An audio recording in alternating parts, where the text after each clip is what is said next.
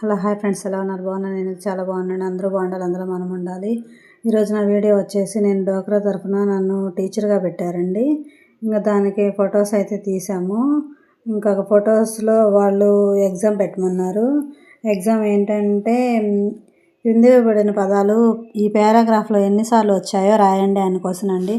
దానికి ఆన్సరు, నాన్న మీరు ఇంటి పనుల్లో అమ్మకు సాయం చేస్తుంటే నాకు చాలా సంతోషంగా ఉంటుంది అన్నాడు చింటూ తన నాన్నతో. అవును చింటూ, ఇంట్లో అందరం ఒకరికొకరు అన్ని పనుల్లో సాయం చేసుకోవాలి. భార్యాభర్తలు కలిసిమెలిసి ఇలా సాయం చేసుకుంటేనే ఆ ఇంట్లో సంతోషం ఉంటుంది. అవును నాన్న, ఇక మీదట నేను కూడా మీకు ఇంటి పనుల్లో సహాయం చేస్తాను అన్నాడు చింటూ.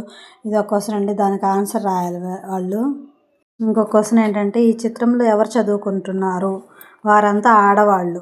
వారు రాత్రి బడిలో ఉన్నారు. మహిళలు చదువుకోకూడదు. చదువుకు వయసుతో పని లేదు. మహిళలు అందరూ చదువుకోవాలి. కింది ఇవ్వబడిన పదాలు ఈ పారాగ్రాఫ్లో ఎన్నిసార్లు వచ్చాయో రాయండి. పరిసరాలు మురికిగా ఉంటే మీరు మలేరియా, డెంగ్యూ, చికెన్ వ్యాధికి గురి అవుతారు అంటే వ్యాధులు వచ్చే అవకాశం ఉంటుంది. మన చుట్టూ పరిసరాల్లో నీరు నిలవకుండా చూసుకోవాలి. నీళ్లు నింపే పాత్రలు, కూలర్లు వంటివి శుభ్రంగా ఉండేలా చూసుకోవాలి. దోమలను నివారించడానికి మందులను వినియోగించాలి. కాలువల్లో నిల్వ ఉండే నీళ్లపై నూనెను చల్లుకోవాలి. ఈ క్రింది ఇవ్వబడిన పదాలు ఈ పారాగ్రాఫ్లో ఎన్నిసార్లు వచ్చాయో రాయండి. శరీరం ఆరోగ్యంగా ఉండాలంటే సమతుల్యత ఆహారం అవసరం. సమతుల్యత అంటే శరీరానికి అవసరమైన ఆహార పానీయాలు, కాలానుగుణంగా వచ్చే పండ్లు, కూరగాయలు తినడం వల్ల శరీరం ఆరోగ్యంగా ఉంటుంది. తర్వాత వచ్చు అంకె 20కి ముందు వచ్చు సంఖ్య, 49 తర్వాత వచ్చు సంఖ్య, 24, 26కు మధ్య వచ్చు సంఖ్య, 99కి ఒకటి కలిపితే వచ్చు సంఖ్య. ఇవన్నీ ఎగ్జామ్స్.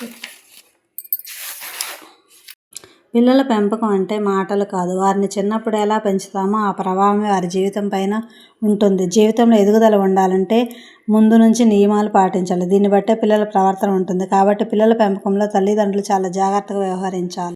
మనం రోజు చెత్తను పారవేస్తూ ఉంటాం. ఆ చెత్తలో ఉండే వివిధ వ్యర్థాలను నాశనం కావడానికి చాలా సమయం పడుతుంది. ముఖ్యంగా ప్లాస్టిక్, అల్యూమినియం వంటి వ్యర్థాలు నాశనం కావడానికి సుమారు 500 సంవత్సరాల సమయం పడుతుంది. ఇలా తొందరగా నశించిన వ్యర్థాలు ప్రకృతి ఎంతో నష్టాన్ని కలిగిస్తాయి. అందుకే ఇటువంటి హానికర వస్తువులను వాడకాన్ని తగ్గించాలి.